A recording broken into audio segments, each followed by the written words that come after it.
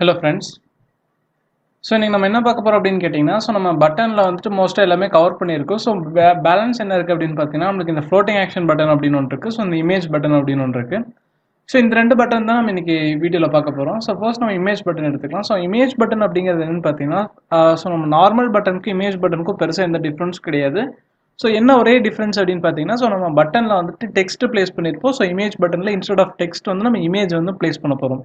So இதான் பார்த்தீங்கன்னா நம்ம பட்டனுக்கும் இமேஜ் பட்டனுக்கும் உள்ள டிஃப்ரென்ஸ். ஸோ மற்றபடி அந்த attributes on click listener, so இந்த on click property, height, weight, visibility இது எல்லாமே பார்த்தீங்கன்னா மோஸ்ட்டாக பட்டனுக்கும் இமேஜ் பட்டனுக்கும் நம்மளுக்கு சிமிலராக தான் இருக்கும்.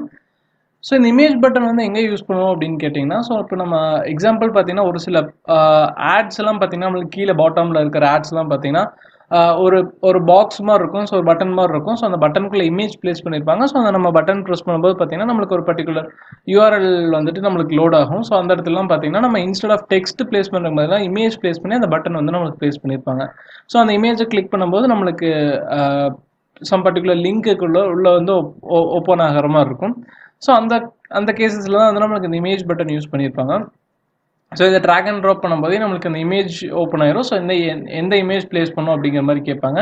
ஸோ அதனால் இமேஜ் லோட் பண்ணுற மாதிரி இருந்துச்சுன்னா ஸோ இமேஜ் வந்து நம்ம ப்ரீவியஸாக ட்ராபிள் ஃபோல்டரில் ஸ்டோர் பண்ணி வச்சுட்டு ஸோ இது ஓப்பன் பண்ணும்போது டேரெக்டாக அந்த இமேஜ் ட்ராபிள்லேருந்து நம்ம எடுத்துக்கிற மாதிரி இருக்கும்.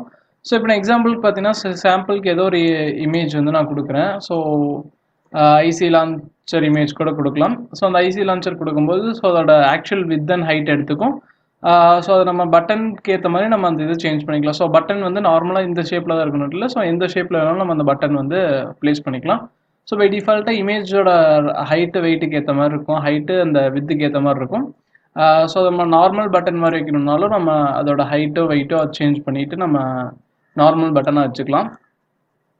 ஸோ அதே மாதிரி ஹைட்டும் இங்கே ஆல்டர் பண்ணுறதும் நம்ம ஒரு 30 கொடுக்கும்போது நம்ம நார்மல் பட்டனோட ஹைட் வந்து நம்மளுக்கு கிடச்சிரும்.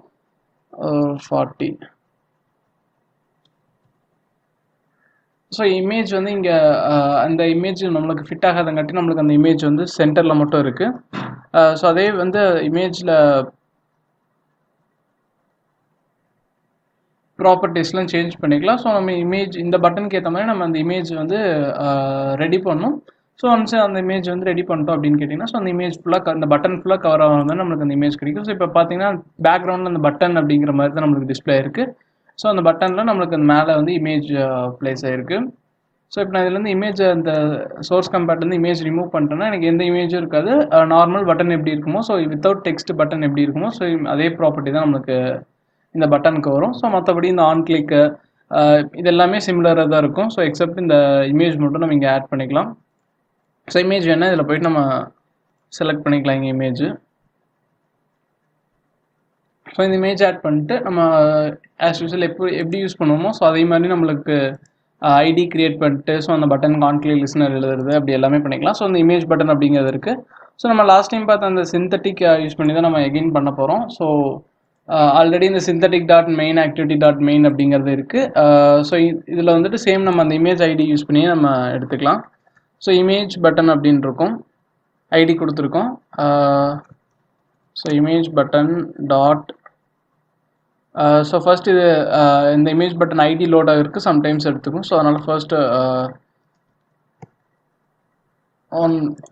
வெயிட் பண்ணலாம்.